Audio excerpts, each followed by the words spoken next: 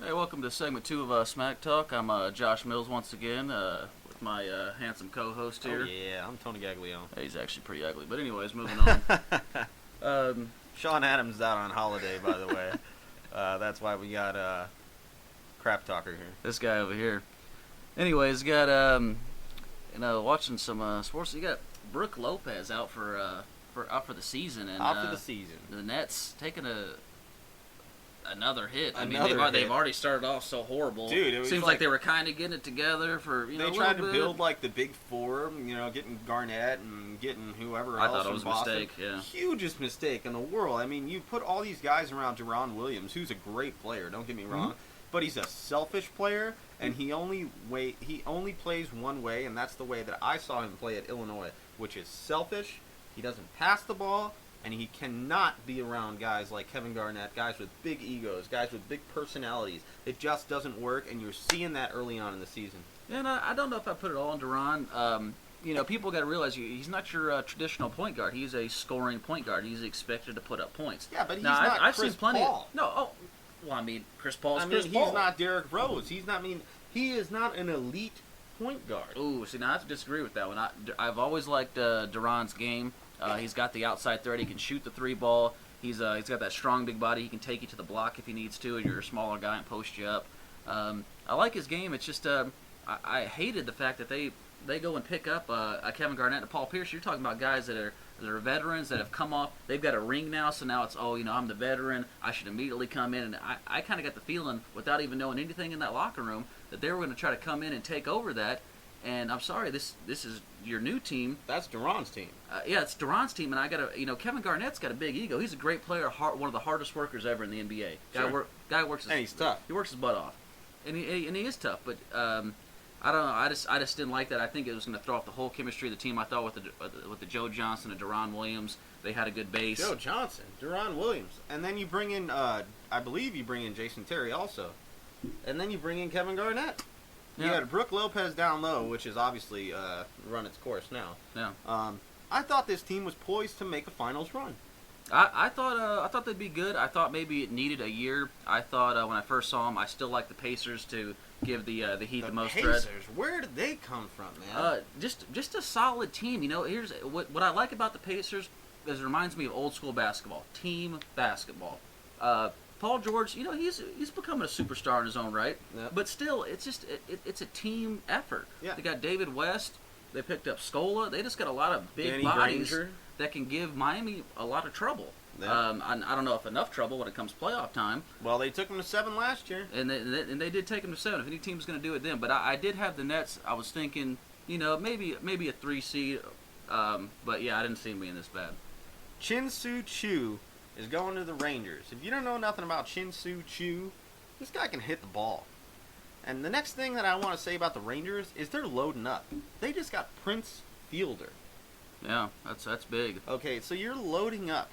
But the last time that I saw the Rangers load up, they had Alex Rodriguez, they had Nelson Cruz, they had all types of guys, and they did a whole lot of nothing because they had a whole lot of no pitching. Yeah, and when it comes They need a bullpen. They need starting pitching. Bats will not win you championships. and it's proven. I mean, if you want to look at this year in the MLB playoffs, you had one of the lowest combined batting averages if you combine the NL and AL ever. I would say it was something disgusting, like under 200. Mm-hmm. I mean, it was bad. I mean, pitching, Verlander threw 2 games where he pitched 8 innings and had allowed 1 earned run, and they lost. And they lost the games. If you're Verlander, you're like, what else do I got to do? I give you 8 innings in a postseason. I give up 1 run, and you lose the game for me. Yeah. Speaking of which, great pitchers. Not on our notes here. Roy Halladay hung up his glove there. Roy Halladay, Hall of Fame career, definitely. Great pitcher, solid Dude, guy, Doc Holliday was stand up guy. Amazing. Amazing. When I saw he retired, I didn't realize he played for that long. I did not know Oh yeah. that he was in the league for that long. I'm glad that he retired as a Blue Jay because that was good for me because a lot of players they go through small market teams like Toronto or Kansas City and they end up on the Oakland. Yankees or somebody like that. Then they retire as a Yankee because they want to retire with the pinstripes.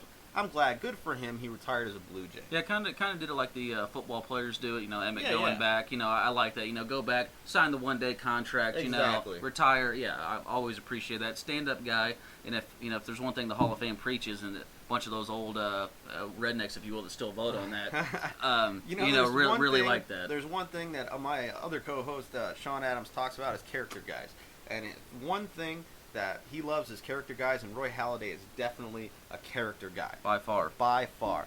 One of Sean's boys, actually, Justin Morneau, used to play on the Twins, played on the Pirates last year, his second team right here, signed with the Rockies.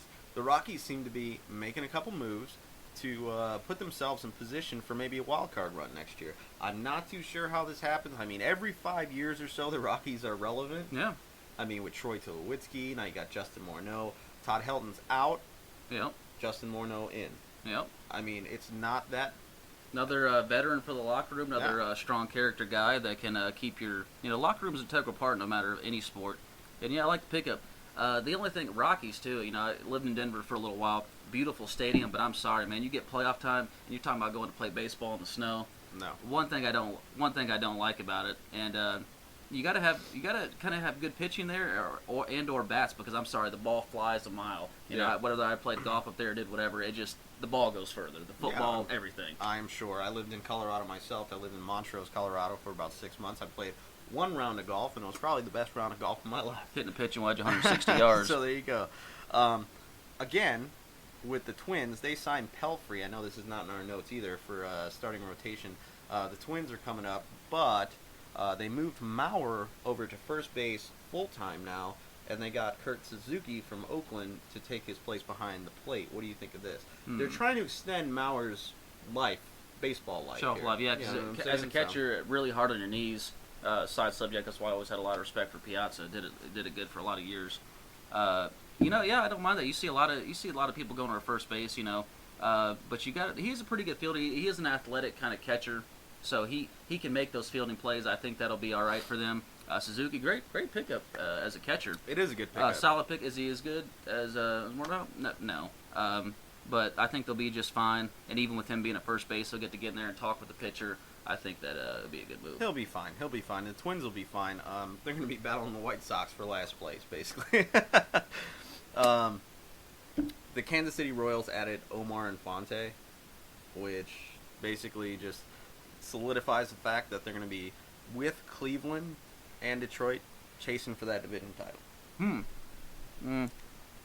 Man, Kansas City, it's hard to put a lot of faith in Kansas City. They're starting to put a little more money in the team, kind of like the Pirates came out of nowhere. Yeah. And put some money in the team and finally, got to the playoffs after, what was it, like 18 years or 20. It was a long time. Yeah. And finally, put a product in there instead of being one of those baseball teams that just did enough. And basically the owner was just trying to collect as much profits as he could and didn't care about putting a winning product on the field. No. And then once he saw the fan drop off and then he realized he's losing money, I mean, what a catch. Wow. We're watching Louisiana Lafayette and Tulane right now in the Carriers New Orleans Bowl. Great catch by this guy in Tulane, one-handed catch in the end zone. It's going to be pass interference on Lafayette, so it's going to take the game to 21-14 without a doubt. Let's get back to our notes here. Kobe, injured again. Yeah, rough. After tearing that Achilles, now I think he has a fractured knee. I'm not too sure. Yeah, fractured. I want to say either knee or maybe a fibia, but something like that. What does that do to your career? Because I mean, now that he's older, he's relying on different parts of his body to make up for the injuries that he's had. So now the injuries that he's had is relying on those different parts is getting those different parts hurt. Yeah, and I honestly, when I heard he was coming back as soon as he was, I think he kind of forced it. And it's Kobe being Kobe. The man is taking great care of his body. But I mean, I want to say he's in his 18th year of professional basketball. Anybody that's played basketball for even 5-6 years straight will know that your knees just start deteriorating fast. Sure. And just in playoff time alone, Kobe's, I want to say 4 or 5 extra seasons just in playoff time. So you're talking about 20 years plus if you factor in the playoffs. Yeah, definitely. And it's just I don't know if I'll say this: if anybody comes back from it, he does. I think ultimately he wants to go back out on the top of his career. He knows that he's not quite LeBron, but he's still a top tier player, and I think he can. I think he can come back from this, and even as bad as that is, Kobe on one leg is going to probably still get you 22, 23 a game. I got 3 questions for you. One we already answered. One was the biggest bust in the NBA right now, and we both agreed that was the Brooklyn Nets. Yeah. Correct? Who's the biggest threat to win the NBA title besides the Miami Heat right now?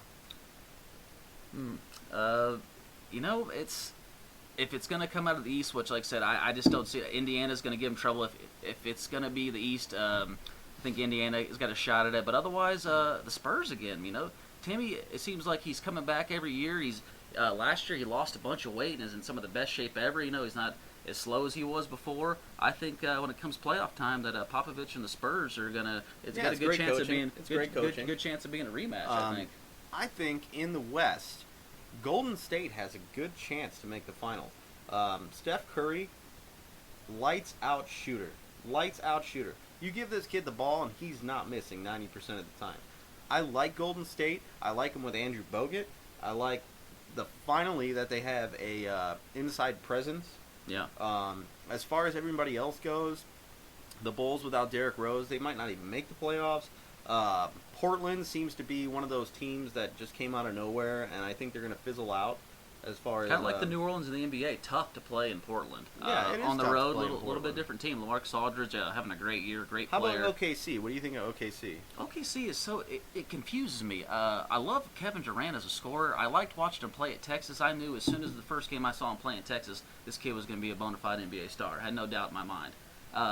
Actually had a bet with my friend within the first 2 years of his career he was going to lead the league in scoring, and he did. Oklahoma City, they've got to have Westbrook. People, sometimes they say Westbrook takes away from Durant, and I kind of agree. I disagree. I think he complements Durant. Well, here's the thing: is Westbrook any given night, it's almost like a Pippen Jordan, even though they haven't got the titles, because at any given night Westbrook can take over and have 40 points, and then he can back off, and then Kevin Durant have 40 points. The problem is when they're both sitting around that 25, 30-point range, and all of a sudden Westbrook wants to take the final 5 shots. I got a problem with that. I want the ball in my best player's hands, which is Kevin Durant, and they've struggled with that come playoff time. Well, and the difference is Jordan can make those final 5 shots. You don't know if either of those guys can make those final 5 shots. I give it to Durant. I would give it to Durant, but you don't know if he can make those final 5 shots. He is not a Michael Jordan type player. Oh, no, not at all. But he is a scorer. I want to hit on Golden State just a little bit. Steph Curry, great player, lights out shooter. The kid, really, if you've seen him in warm-ups, he doesn't miss even. But the problem with Steph Curry is if you look at his lines, 34 points, maybe 6 assists, 8 turnovers, 9 turnovers. Yeah. He is a high turnover guy, and sometimes that costs him. Last thing before we go on segment 2. Champions League soccer draw came out. We got Manchester United playing Olympiacos. Not so big of a deal for Manchester United. The big 2 things for me is, number 1, Man City is going to play Barcelona, which is huge. Big first-round matchup. It's kind of sad for the fans that's got to be around 16. Last year, Arsenal lost to Bayern Munich 3-3, but they had a goal aggregate, an away goal. Munich did. So it was 3-3 aggregate, but they won on away goals. Yeah, away goals, yeah. So one of the few things much credit to Shawn. I know he's not here, but I'm giving Arsenal credit. There is a chance for Arsenal to beat Munich this year, especially because Arsenal is much better off this year than they were last year. And another thing, Didier Drogba, playing for Galatasaray, the Turkish team, is playing Chelsea in the Champions League draw. So it's a little homecoming for Didier Drogba playing Jose Mourinho back in Chelsea. So you got to look forward to that. I'm Tony Gaglione. Josh Mills. Thanks for watching segment 2 of Smack Talk. Stay tuned for segment 3. We're going to do the top 5 NFL surprises up to this point. Thanks.